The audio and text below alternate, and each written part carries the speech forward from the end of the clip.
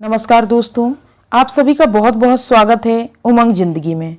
तो चलिए सुनते हैं मुंशी प्रेमचंद जी की एक और अनोखी कहानी जिसका शीर्षक है रसिक संपादक। दोस्तों, यह कहानी नवरस के संपादक पंडित चोखेलाल शर्मा की कहानी है, जिन्हें सिर्फ महिलाओं के लेखन से ही प्रेम था। वह उन्हीं के लेख को छापते थे और बढ़ चढ़कर उनकी तारीफ करते थे। लेकिन यह कौन महिला लेखक थी जिससे मिलने के बाद चोखेलाल को लेखन के नाम से ही घृणा होने लगी। उम्मीद करती हूँ जब आप ये कहानी पूरी सुनेंगे तो आपको ये बेहद पसंद आएगी। कहानी सुनिएगा जरूर, और अगर पसंद आए तो चैनल को सब्सक्राइब कर लीजिए और दोस्तों के साथ शेयर करिएगा। तो चलिए जल्दी से इस कहानी की शुरुआत करते हैं।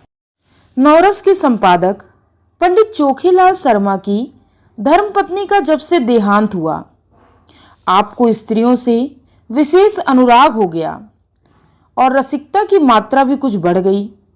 पुरुषों में अच्छे अच्छे लेख रद्दी में डाल दिए जाते, पर देवियों के लेख कैसे भी हों तुरंत स्वीकार कर लिए जाते, और बहुधा लेख की रसीद के साथ लेख की प्रशंसा कुछ इन शब्दों में की जाती है। आपका लेख पढ़कर दिल थाम कर रह गया। अतीत जीवन आंखों के सामने मूर्तिमान हो गया, अथवा आपके भाव साहित्य सागर के उज्जवल रत्न हैं जिनकी चमक कभी नहीं होगी कम। और कविताएं तो हृदय की हिलोरें, विश्व वीणा की अमर तान, अनंत की मधुर वेदना, निशा का नीरव गान होती है। प्रशंसा के साथ दर्शन की उत्कट अभिलाषा भी प्रकट की जाती है। यदि आप कभी इधर से गुजरें तो मुझे ना भूलिएगा। जिसने ऐसी कविता की सृष्टि की, उनके दर्शन का सौभाग्य मुझे मिला तो अपने को धन्य मानूंगा। लेखिकाएं अनुराग में प्रोत्साहन से भरे हुए पत्र पाकर फूले न समाती। जो लेख अभागे भिक्षुक की भांति कितने ही पत्र पत्रिकाओं के द्वार से निराश लौट आए थे, उनका यहाँ इतना आदर। पहली बार ही ऐसा संपादक जन्मा है जो गुणों का पारखी है, और सभी संपादक अहमन्य हैं, अपने आगे किसी को समझते ही नहीं। जरा सी संपादकी क्या मिल गई, मानो कोई राज्य मिल गया। संपादकों को कहीं सरकारी पद मिल जाए तो अंधेर मचा दे।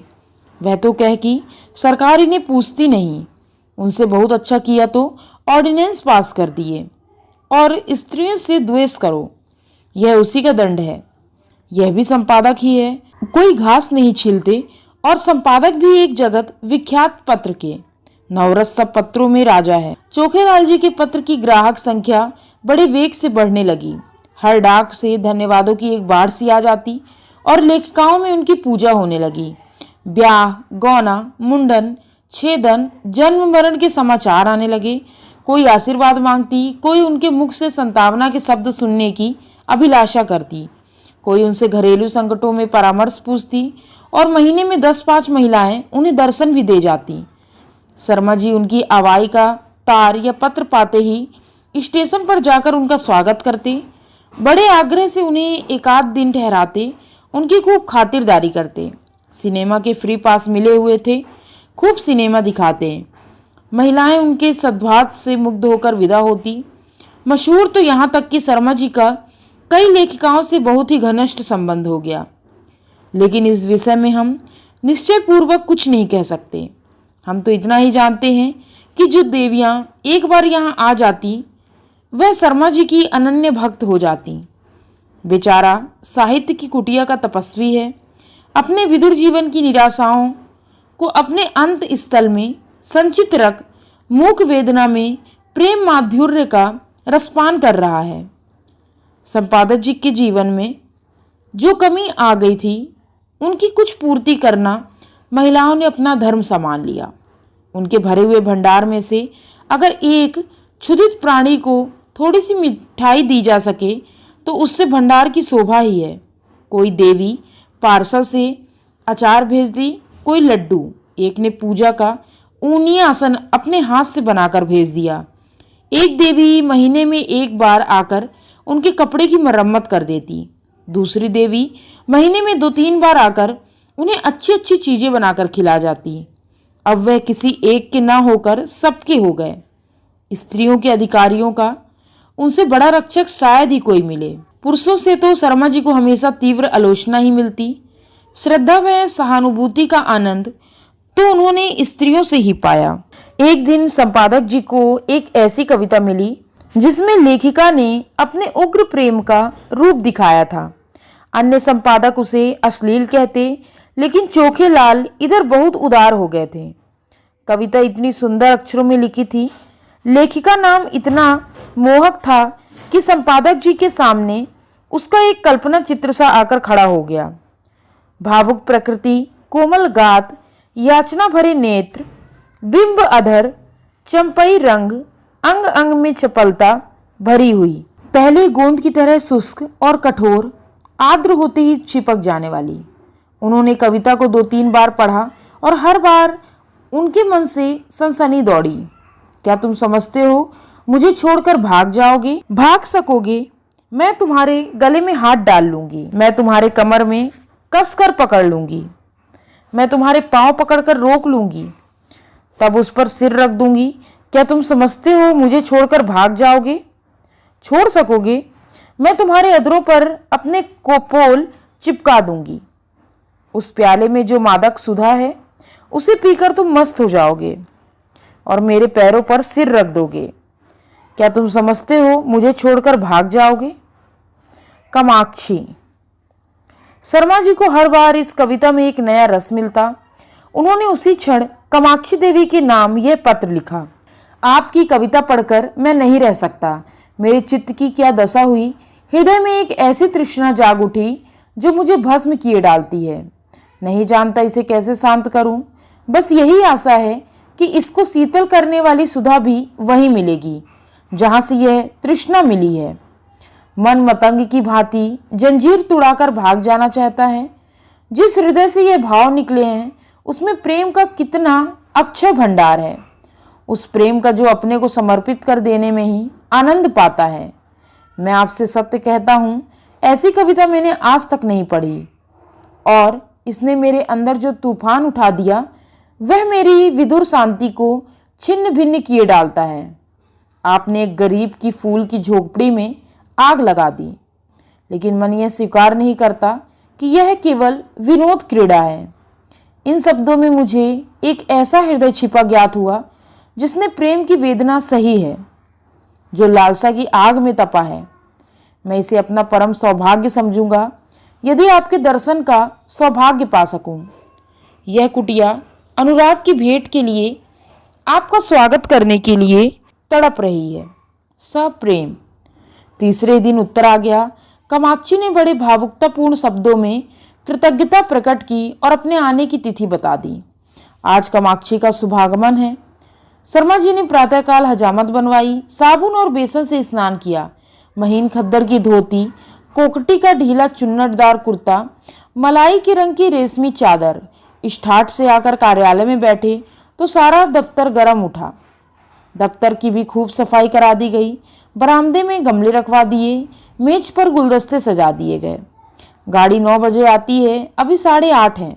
9:30 बजे तक यहाँ आ जाएगी। इस परेशानी में कोई काम नहीं हो रहा। बार बार घड़ी की ओर ताकते हैं, फिर आईने में अपनी सूरत देखकर कमरे में टहलने लगते हैं। मूंछों में 2-4 बाल पके हुए नजर आ रहे। उन्हें उखाड़ फेंकने का इस समय कोई साधन नहीं, कोई हरज नहीं। इससे रंग कुछ और ज्यादा जमेगा। प्रेम जब श्रद्धा के साथ आता है तब वह ऐसा मेहमान हो जाता है जो उपकार लेकर आता है। युवकों का प्रेम खर्चीले वस्तु हैं, लेकिन महात्माओं या महात्मापन के समीप पहुंचे हुए लोगों को प्रेम उल्टे और कुछ ले आता है। युवक जो रंग बहुमूल्य उपहारों से जमाता है, यह महात्मा या अर्ध महात्मा लोग केवल आशीर्वाद से जमा लेते हैं। ठीक 9:30 बजे चपरासी ने आकर एक कार्ड दिया। लिखा था कामाक्षी। शर्मा जी ने उसे देवी जी को लाने की अनुमति देकर एक बार फिर आईने में अपनी सूरत देखी और एक मोटी सी पुस्तक पढ़ने लगे, मानो स्वाध्याय में तन्मन हो गए हों। एक क्षण में देवी जी ने कमरे में कदम रखा। शर्मा जी को उनके आने की खबर न हुई। देवी जी डरते डरते समीप आ गई। तब शर्मा जी ने चौंक कर सिर उठाया, मानो समाधि से जाड़े पड़ गए, और खड़े होकर देवी जी का स्वागत किया।